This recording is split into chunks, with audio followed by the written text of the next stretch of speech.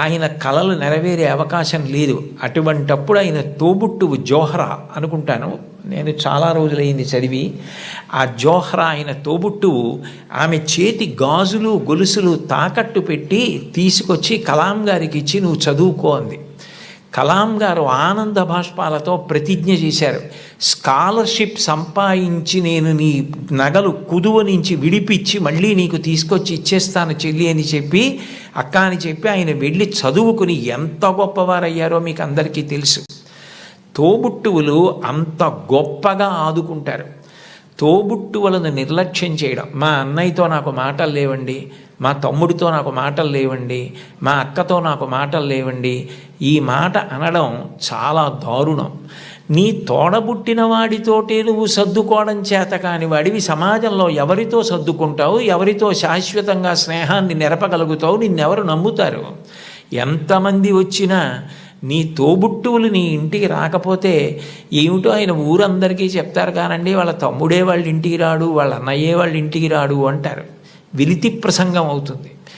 తోబుట్టువులతో సఖ్యత ఎప్పుడూ పాటించాలి. ఘర్షణ అన్నది ఉంటుంది. ఒక్కొక్కటి మనకిష్టమైంది తమ్ముడికి ఇష్టం లేకపోవచ్చు. ఏది ఇష్టం లేదో దాన్ని పరిహరించండి. ప్రేమగా ఉండడం, ప్రేమ పంచడం, అందరితో కలిసిమెలిసి ఉండడం బాగా నేర్చుకోండి. కుటుంబంలో మీరు ఏది నేర్చుకున్నారో అదే ముందుకొచ్చి పెద్దదవుతుంది సమాజంలో. కుటుంబంలో పెద్దవాళ్ళు తల్లిదండ్రులు ఉంటారు, సమానులు ఉంటారు, కింద చెల్లెళ్ళు ఉంటారు, తమ్ముళ్ళు ఉంటారు. మీరు దాన్ని పెంచితే, ఆ గది గోడలు పెంచితే అదే సమాజం. మీరు సమాజంలోకి వచ్చారనుకోండి, మీకన్నా బాగా చదువుకునే వాళ్ళు ఉంటారు.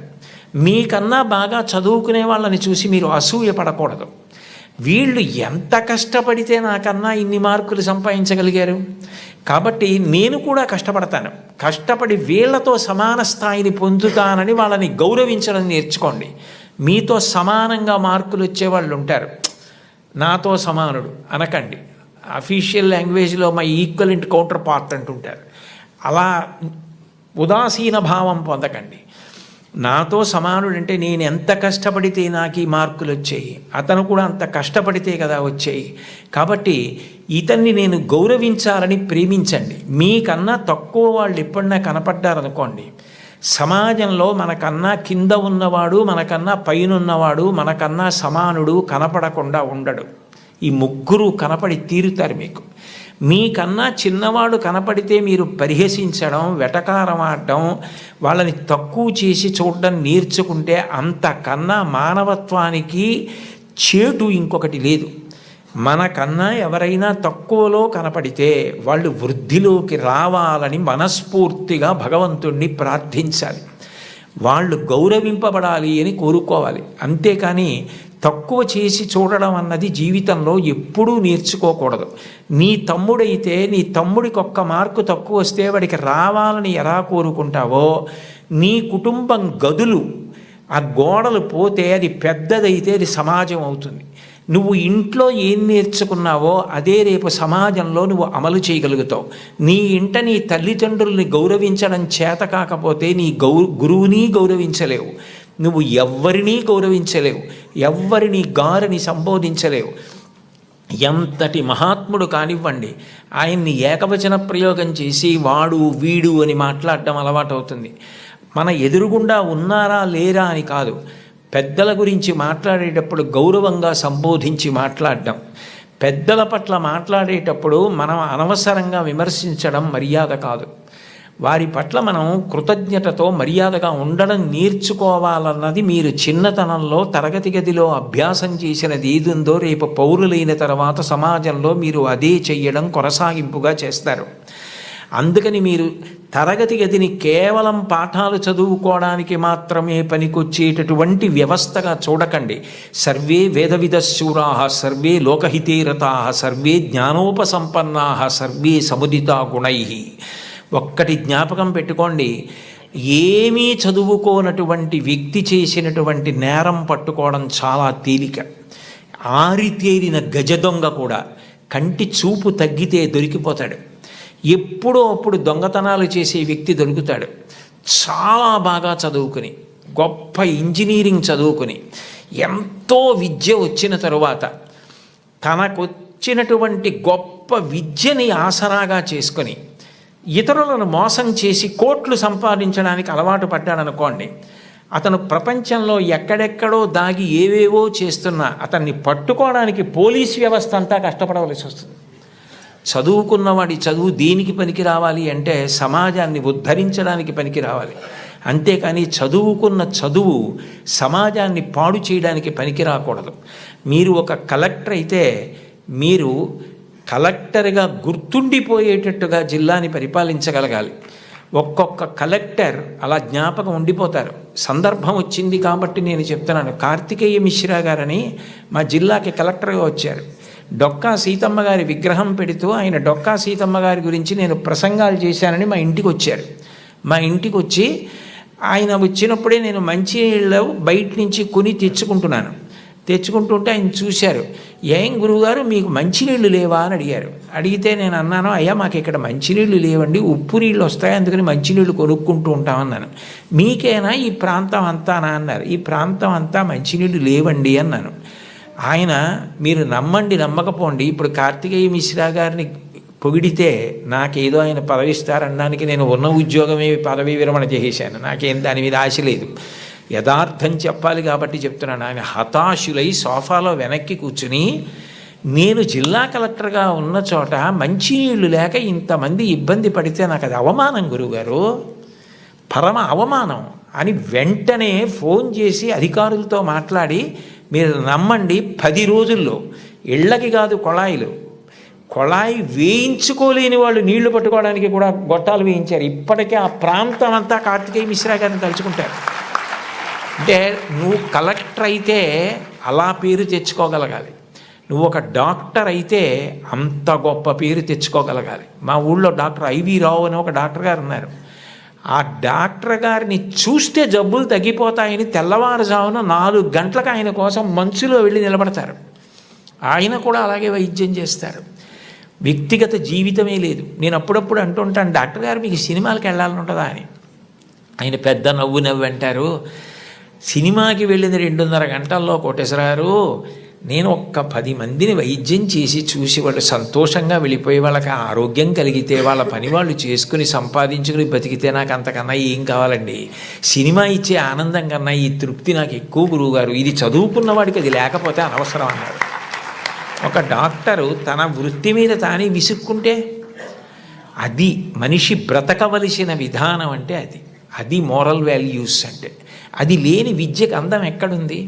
అది పువ్వే, సువాసన లేకపోతే అందం ఏది? మీరు ఏది చెయ్యండి అది రావాలంటే మీరు కుటుంబంలో నేర్చుకోవాలి. గురువుని గౌరవించడం తప్పకుండా నేర్చుకోవాలి. గురువు లాంటి వ్యక్తి లోకంలో ఉండడు. ఎందుకనంటే అమ్మా నాన్న సంపాదించినది ఏదుందో అది అమ్మా నాన్న శరీరం వదిలిపెట్టేసిన తరువాత వీలునామా వ్రాసినా వ్రాయకపోయినా పిల్లలకి వెళ్ళిపోతుంది. కానీ ఒక గురువు సంపాదించినది ఏదుందో అది మాత్రం ఆయన కడుపున పుట్టిన పిల్లలకి వెళ్ళదు. అహరహం రాత్రనక పగలనక కష్టపడి అనేక గ్రంథాలు చదివి జ్ఞాపకం పెట్టుకుని దాన్ని జ్ఞాపకానికి తెచ్చుకుని తాను ప్రభావితుడై ఎవరైనా అడగగానే తాను చెప్పకుండా ఉండలేక గడ్డి తిని తయారు చేసుకున్న పాలని దూడ వచ్చి పొదుగులో గుద్దినంత మాత్రం చేత ఆవు పాలు విడిచిపెట్టేసినట్టుగా తాను ఇంత కష్టపడి నేర్చుకున్న విషయాల్ని లోకహితం కోసం చెప్పే గురువు ఉన్నాడే, అట్లాంటి గురువు లోకంలో దొరకడు. మీ టీచర్ గారి కన్నా గొప్ప వ్యక్తి ఉండడు.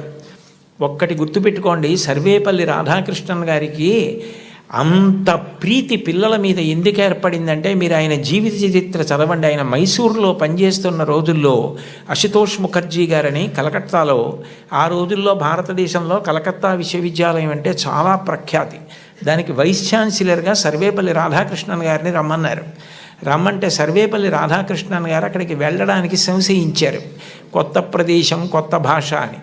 కాదు మీరు రావలసిందే, ఇక్కడికి వస్తే మీకున్నటువంటి విద్య ప్రపంచ ప్రఖ్యాతి పొందుతుంది, మీరు రావలసిందే అంటే ఆయన అన్యమనస్కంగా మైసూరు విశ్వవిద్యాలయానికి రాజీనామా చేసి కలకత్తా విశ్వవిద్యాలయానికి వైస్ ఛాన్సలర్గా వెళ్ళిపోతున్నప్పుడు సామానంతా సర్దుకుని వెళ్ళడానికి సిద్ధపడ్డారు. మీరు రాధాకృష్ణన్ గారి జీవిత చరిత్ర చదవండి. నేను అక్షరం అబద్ధం చెప్పట్లేదు, అవసరం నాకు లేదు. గుర్రబండిలో మైసూర్ రైల్వే స్టేషన్కి వెళ్ళడానికి సర్వేపల్లి రాధాకృష్ణన్ గారు సిద్ధపడుతుంటే పిల్లలందరూ వచ్చి విశ్వవిద్యాలయం నుంచి మీలాంటి గురువు మాకెక్కడ దొరుకుతాడు, మీరు చెప్పిన పాఠాలతో మేము ఇన్ని విషయాలు నేర్చుకున్నాం, మీరు గుర్రాలు లాగిన బండిలో వెళ్ళడానికి వీల్లేదని వీధులన్నీ మైసూర్ స్టేషన్ వరకు పువ్వులు చల్లి పిల్లలు గుర్రపు బండిని లాగి ఆ దంపతుల్ని కూర్చోపెట్టి మైసూర్ స్టేషన్కి తీసుకెళ్లారు. ట్రైన్ ఎక్కిస్తే రాధాకృష్ణన్ గారికి మైసూరు ప్లాట్ఫామ్ కనపడలేదు. అంతమంది పిల్లలు నిలబడి అశ్రుధారలతో ఆయన్ని విడిచి ఉండలేక ఏడుస్తూ ఆయనకి నమస్కారం చేస్తుండగా ట్రైన్ విడిపోతే ఒక ఉపాధ్యాయుడు పిల్లల మీద ఇంత ప్రభావం చూపించగలడనమాటని తన పుట్టినరోజుగా చేయవద్దని ఉపాధ్యాయ దినోత్సవంగా చేయమని తల్లి తండ్రి తర్వాత మీ భవిష్యత్తు గురించి అంత వెంపర్లాడే వ్యక్తి ఎవరైనా ఉంటే గురువు ఒక్కడే. అంబేద్కర్ గారు భారత రాజ్యాంగ నిర్మాత. తెల్లవారి లేస్తే ఆయన్ని స్మరిస్తాం. అటువంటి అంబేద్కర్ గారు భీమ్రావ్ అంబేద్కర్. నిజానికి ఆయన పేరులో భీమ్రావ్ అన్నది ఆయన పేరులోది కాదు. ఆయనకి చిన్నతనంలో ఒక్కొక్కసారి అన్నం తినడానికి ఇబ్బంది కలిగితే ఒక ఉపాధ్యాయుడు తాను తెచ్చుకుని మధ్యాహ్నం తినవలసిన భోజనంలోంచి కొంత భోజనాన్ని అంబేద్కర్ గారికి పెట్టి అంత ప్రేమతో చూశాడు. ఏ భీమ్రావ్ అన్న ఉపాధ్యాయుడు తనని అంత ప్రేమతో చూశాడో ఆ పేరు తన పేరులోకి కలుపుకున్నారు అంబేద్కర్ గారు. కలుపుకుని భీమ్రావ్ అంబేద్కర్ అని పెట్టుకున్నారు. మీరు కావాలంటే ఈ విషయాలు ఏపీజే అబ్దుల్ కలాం గారు ఇండామిటబుల్ స్పిరిట్ అని ఓ పుస్తకంలో ఎన్ని అద్భుత విషయాలు రాశారో అందులో ఇది కూడా ఉటంకించారు ఒకసారి ఒక సభలో. కాబట్టి గురువుని గౌరవించడం, అంబేద్కర్ గారిని గౌరవించడం అంటే అంబేద్కర్ గారు గురువుని ఎలా గౌరవించారు, టెండూల్కర్ తన గురువుని ఎలా గౌరవించాడు, గురువు పేరెత్తేటప్పటికీ ఈ దేశంలో ఎంత గౌరవాన్ని చూపించేవారు. ఎంఎస్ సుబ్బలక్ష్మి గారు చచ్చిపోతే కలాం గారు రాష్ట్రపతి భవన్ నుంచి చెన్నై వెళ్ళి నా తల్లి, ఈ గడ్డ, నేను పుట్టిన ఈ దేశం, ఎంఎస్ సుబ్బలక్ష్మి ముగ్గురు నాకు తల్లు లేని పాడిమోశారు. అది సంస్కారం. వాళ్ళు చరిత్రలో మిగిలిపోయారు మహితాత్ములై. అంటే నేను చెప్పేది గురువుని గౌరవించడం అన్న మాట అంత గొప్పది. కలాం గారు అంత గొప్పవారయ్యారు. అంత గొప్పవారై రాష్ట్రపతి పదవి విడిచిపెట్టేసిన తర్వాత తిన్నగా పిల్లలకి పాఠం చెప్పడానికి వెళ్ళిపోయారు. ఈ దేశం పిల్లల గురించి ఆయనకి ఎంత ఆర్తో, మహానుభావుడు చిట్ట చివర గుండెపోటు వస్తుంటే కూడా పిల్లలకి మాట్లాడుతూ ఒరిగిపోయారు. అంతటి మహానుభావుడు పుట్టిన గడ్డ. అటువంటి కలాం గారు తన జీవితంలో అంత గొప్పవాడవడానికి కారణం ఒక గురువు అని రాసుకున్నారు. చిన్నప్పుడు కలాం గారు పాఠం వింటుంటే విమానం గురించి పాఠం చెప్పారు. శివసుబ్రహ్మణ్య అయ్యర్ అని ఆయన పాఠం చెప్పి పిల్లలందరిని అడిగారు, అర్థమైందా అని అడిగారు. కలాం గారు లేచి నాకు అర్థం కాలేదు అన్నారు. గురువుగారి దగ్గర ధైర్యంగా ఉండాలి. మీ అమ్మగారెంతో, మీ నాన్నగారెంతో, మీ గురువుగారు అంతే. వాళ్ళ తర్వాత మీ గురించి అంత ప్రేమ చూపించేది ఆయనే. మీరు గొప్పవారై మీరు వృద్ధిలోకి వస్తే అంత సంతోషపడిపోయేది ఆయనే. ఆ గురువుగారు అర్థం కాలేదా అన్నారు. ఇంకో 2-3 పిల్లలు లేచి అర్థం కాలేదన్నారు.